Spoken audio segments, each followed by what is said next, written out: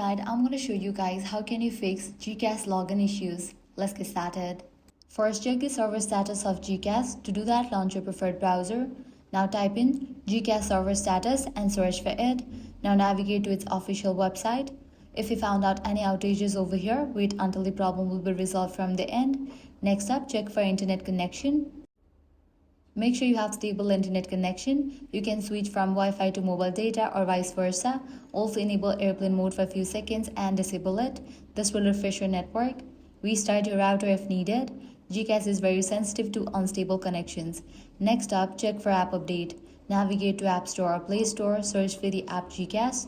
Once app appears, if you see the option update, click on it. Likewise, give a first restart to your device, then check your login credentials. Make sure your phone number is correct, no extra spaces or wrong country format.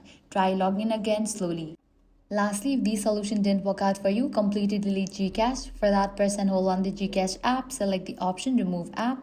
Click on Delete App, click on Delete. Head over to App Store or Play Store, search for the app GCash and install it. And that's it. If this guide helped you out, do not forget to like, share and subscribe.